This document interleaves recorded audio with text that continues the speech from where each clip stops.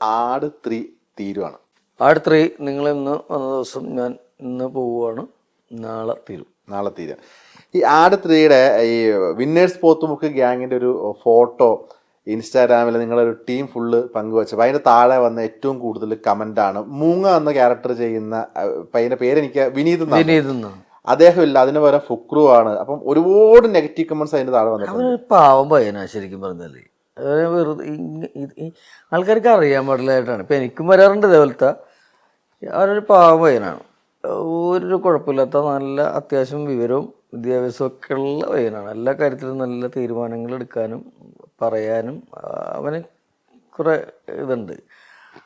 അവനെ എന്തോ അവൻ എന്തെങ്കിലും ചെയ്തിട്ടുണ്ടാവും, അതുകൊണ്ടായിരിക്കും ആൾക്കാർ.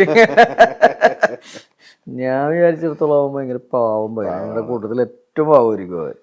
എന്താണ് ആ മുന്നേ ഉണ്ടായിരുന്ന അദ്ദേഹം മാറാനുള്ള റീസൺ? ഐ മീൻ അവന് ഇവന്റെ ബിഗ് ബോസിൽ ഇത് പിന്നെ നേരത്തെ തുടങ്ങിയവൻ ഈ ടിക്ടോക്ക്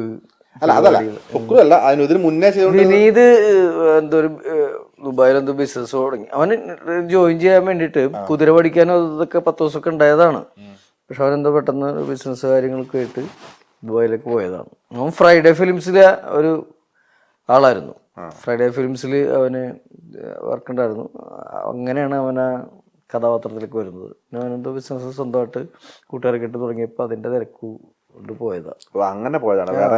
കാരണം പല പല റൂമേഴ്സ് അവൻ അവന്റെ തൊഴില് നോക്കി പോയതാ. അപ്പൊ അവിടെ ഇതുകൊണ്ട് പോയതാ, അല്ലാണ്ടാണ്. നല്ല പയ്യനായിരുന്നു. ഈ ആടിനെ പറ്റി ഞാൻ ഉള്ളിൽ നിന്ന് അറിഞ്ഞു 1-2 കാര്യങ്ങൾ ചോദിക്കട്ടെ, പറയാവുന്നതാണെങ്കിൽ പറഞ്ഞാൽ. അതായത് 3 കാലഘട്ടമൊക്കെ നമ്മൾ പുറത്തു വിട്ടാണ്. ഈ ബിഫോർ, പ്രസന്റ്, ആഫ്റ്റർ എന്ന് പറയുന്നൊരു കാലഘട്ടത്തിൽ മമ്മൂക്കയായിരുന്നു വരാനിരുന്നത്. ഇപ്പോഴത്തെ ഒരു ആരോഗ്യസ്ഥിതി വെച്ച് മറ്റൊരു ആർട്ടിസ്റ്റ് ആയിരിക്കും എന്നൊക്കെ കേൾക്കുന്നുണ്ട്. എനിക്കറിയില്ല അങ്ങനത്തെ. ഇതിപ്പോ ഒരു പഴയ കാലഘട്ടം കാണിക്കുന്നുണ്ട്. ഒരു എപ്പിക് മൂവിയാണത്. എപ്പിക് കോമഡി എപ്പിക് മൂവി എന്ന് പറഞ്ഞാല് ഇതുവരെ മലയാളത്തിൽ വന്നിട്ടില്ല. വർക്കൗട്ടായാല് നല്ല സംഭവമായിരിക്കും. ഓക്കെ ചേട്ടാ, പിന്നെ ഇലക്ഷൻ വരുവാണ് അടുത്തത്. ഇപ്പോ കേൾക്കുന്ന കാര്യങ്ങൾ എന്ന് വെച്ചാൽ ഒരുപാട് പാർട്ടിക്കാരെ, ഒരുപാട് സെലിബ്രിറ്റി മത്സരാർത്ഥികളെ നിർത്തി, അപ്രതീക്ഷിതമായിട്ടുള്ള മത്സരാർത്ഥികളെ നിർത്തി സ്റ്റാർ കാൻഡിഡേറ്റ്സിനെ ഇറക്കാനുള്ള പരിപാടികളാണെന്ന് ഇങ്ങനെ ഇപ്പൊ ആസിഫിന്റെ പേര് കേൾക്കുന്നുണ്ട്, പിഷാരടിയുടെ പേര് കേൾക്കുന്നുണ്ട്, പലരുടെയും പേര് കേൾക്കുന്നുണ്ട്, വിജയൻ സാറിന്റെ പേര് കേൾക്കുന്നുണ്ട്. അപ്പം ഒരുപാട് പേരുടെ പേരുകൾ ഇങ്ങനെ കേൾക്കുന്നുണ്ട്. അപ്പം കഴിഞ്ഞ തവണ ചേട്ടൻ മത്സരിച്ചതാണ്. ഇത്തവണ ഈ ഒരു പ്രേക്ഷകർ, ഇപ്പം തമിഴ്നാട്ടിലെ ഒരു രാഷ്ട്രീയ സാഹചര്യം നമുക്കറിയാം. അവരൊരു സ്റ്റാർഡം കണ്ട് വോട്ട് ചെയ്യുന്ന പ്രേക്ഷകരാണ്. കേരളത്തിൽ അത് എത്രത്തോളം വർക്കൗട്ട് ആവില്ല. സ്റ്റാർഡം വെച്ചിട്ടുള്ള രീതി കേരളത്തിൽ വർക്കൗട്ട് ആകാൻ ഭയങ്കര ബുദ്ധിമുട്ടാണ്. അത് എനിക്ക് തോന്നുന്നില്ല. ഞാൻ പടിപടിയായിട്ട് വന്ന ഒരാളാണ്. ഞാൻ സ്കൂളിൽ പഠിക്കുമ്പോൾ സ്കൂൾ ലീഡറായിരുന്നു. നാട്ടിൽ യൂത്ത് കോൺഗ്രസിൻ്റെ ഭാരവാഹിയായിരുന്നു.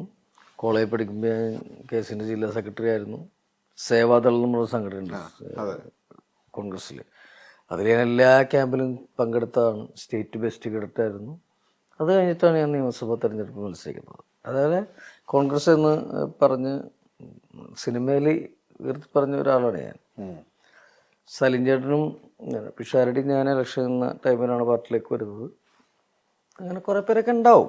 കുറേ ഉണ്ട്. ജനവരുടെ പേരെടുത്ത് പറയാനായിട്ടാണ്. ഇവരൊക്കെ കോൺഗ്രസ്സുകാരൊക്കെയാണ്, കോൺഗ്രസിനോട് ആഭിമുഖ്യം പുലർത്തുന്നതാണ്. പക്ഷെ ഞാൻ വളരെ വ്യക്തമായിട്ടും ശക്തമായിട്ടും പറഞ്ഞിട്ടുള്ള ഒരാള് എനിക്ക് തോന്നുന്നു ഞാൻ മാത്രമേ ഉള്ളെന്ന് തോന്നുന്നു.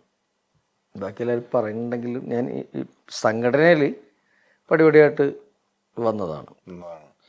ഈ പിഷാരടിയുടെ ഒരു പിഷാരടി മത്സരിക്കുകയാണെന്നുണ്ടെങ്കിൽ, ആസിഫ് മത്സരിക്കുകയാണെന്നുണ്ടെങ്കിൽ ഈ സ്റ്റാർഡം ഇവർക്ക് മെച്ചമാവില്ലെന്നാണ് പറയുന്നത്. ആണോ? ആണ്. അത് എന്ന് പറഞ്ഞാല് അവര് പിഷാരടിക്ക് നല്ല സാധ്യതയുള്ളൊരു സ്ഥലമാണ് എന്നൊക്കെ പറഞ്ഞത്. പക്ഷെ സീറ്റ് കിട്ടുമായിരുന്നു. ഇപ്പൊ ഈ പ്രാവശ്യം സാധ്യതകൾ കൂടുതലുള്ളതുകൊണ്ട് ഇത്തിരി തിരക്ക് കൂടുതലായിരിക്കും. സ്ഥാനം കിട്ടാൻ വേണ്ടിയിട്ടുള്ള അനുകൂലമായ ഒരു കാറ്റാണ് ഈ കാറ്റ് ഉള്ളത് കൊണ്ട് സീറ്റ് കിട്ടുന്നത് എങ്ങനെയാണെന്ന് അനുസരിച്ചിരിക്കും കാര്യങ്ങൾ. സീറ്റ് കിട്ടിയാൽ അനുകൂലമായിരിക്കും. മനസ്സിലായി. കഴിഞ്ഞ തവണ ചേട്ടൻ മറ്റൊരു സ്ഥലത്താരോ വേറെ ഏതെങ്കിലും ഒരു ഏരിയയിലായിരുന്നു നിന്നിരുന്നുണ്ടെങ്കിൽ വിധി മറ്റൊന്നാവെന്ന് തോന്നിയിട്ടുണ്ടായിരുന്നു? എനിക്ക് കുന്നത്ത് നാടൊക്കെ പറഞ്ഞതാണ്. ശ്രീനിജനാണ് അവിടെ അതെ അതെ ജയിച്ചത്. അപ്പോൾ ഒരിക്കൽ ശ്രീനിജനും ഞാനും കൂടി ഒരു ഫ്ലൈറ്റ് യാത്രയിൽ പുള്ളിനോട് പറയുകയും ചെയ്തായിരുന്നു, താൻ വന്നിരുന്നെങ്കിൽ ടൈറ്റ് ആയേനെ, അങ്ങനെയൊക്കെ പറഞ്ഞായിരുന്നു. ഞാൻ എനിക്ക് പരിചയമില്ലാത്തൊരു സ്ഥലത്താണ് നിർത്തിയത്, ഞാൻ പോയി നിന്നതും നിർത്തിയതും. എങ്ങനെ കിട്ടി എന്നൊന്നും എനിക്കറിയാൻ പാടില്ല. ഞാൻ സീറ്റിന് വേണ്ടി ഇതുവരെ ആരുടെ പുറകെ പോയിട്ടില്ല, ഒന്നുമില്ല. പാർട്ടി എന്നെ നിർത്തി, ഞാൻ അവിടെ നിന്നു എന്നുള്ളതാണ്. അത് എനിക്ക് കുന്നത്തനാടായിരുന്നെങ്കിൽ കുറച്ചും കൂടി ബെറ്ററായിരുന്നു എന്ന് എനിക്ക് തോന്നിയിട്ടുണ്ട്. ഇതിനോട് അവിടുത്തെ സിറ്റിംഗ് എം എൽ എ തന്നെ എന്നോടൊന്ന് മത്സരിക്കാൻ പറഞ്ഞ ഒരാളാണ്. ഓക്കെ, അന്ന് ഓക്കെ. ഇത്തവണ എന്തെങ്കിലും സാധ്യതകൾ? അല്ല, ഞാൻ ഒരിക്കലും ഞാൻ പറഞ്ഞില്ലേ, എൻ്റെ പുറകെ ഞാൻ പോയിട്ടില്ല. പിന്നെ ഈ തെരഞ്ഞെടുപ്പിനൊക്കെ ഭയങ്കര ചിലവും കാര്യങ്ങളൊക്കെ ഉണ്ടല്ലോ, നമുക്ക് അത്ര മുടക്കാനുള്ള സാധ്യതകളും കാര്യങ്ങളൊന്നുമില്ല. ഉള്ളത് കൊണ്ട് ജീവിച്ചു പോകുക എന്നുള്ള രീതിയിൽ പോയിക്കൊണ്ടിരിക്കുക. തെരഞ്ഞെടുപ്പിന് ഇപ്പോൾ ഒരുപാട് ചിലവും കാര്യങ്ങളൊക്കെ ഉണ്ട്. പാർട്ടി കുറേ ചിലവാക്കും, പക്ഷെ നമ്മൾ ചിലവാക്കേണ്ടി വരും, നമ്മളുടെ വസ്തുതയാണ്. ഓക്കെ, നമ്മളുടെ കയ്യിൽ നിന്നും ഇറങ്ങും. പിന്നില്ല മൊത്തം അത് കമ്മ്യൂണിസ്റ്റ് പാർട്ടിയുടെ പോലെയല്ല. കോൺഗ്രസ് പാർട്ടിയിൽ എന്തായാലും പൈസ കുറച്ച് ഇറക്കേണ്ടിയൊക്കെ വരും. അങ്ങനത്തെ ഒരു സാഹചര്യം വരും, നിലവിലുണ്ടാവും.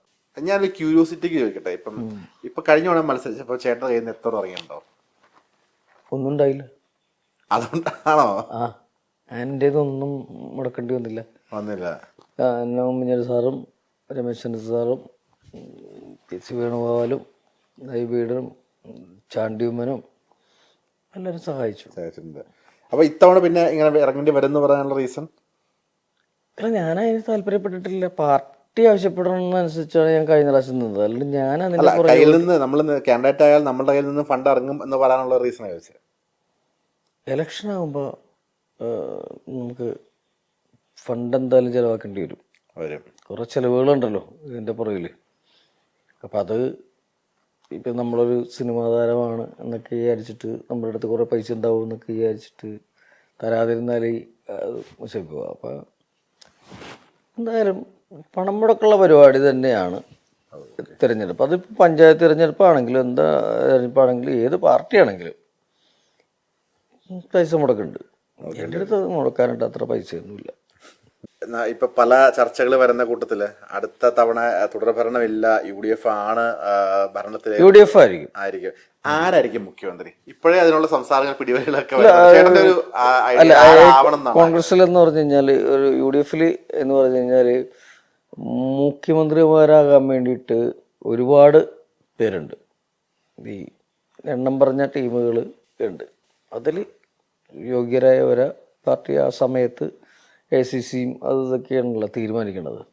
പക്ഷെ മുഖ്യമന്ത്രി സ്ഥാനത്തേക്ക് യോഗ്യരായിട്ടുള്ള ഒരുപാട് നേതാക്കൾ ഉണ്ട്, ഒരുപാട് പേരുണ്ട്.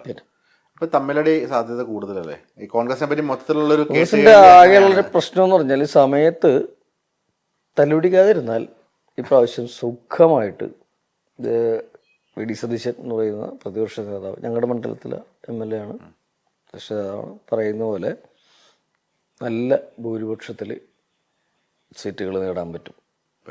ആ സമയത്ത് തല്ലുപിടിക്കാതിരുന്നാൽ മതി.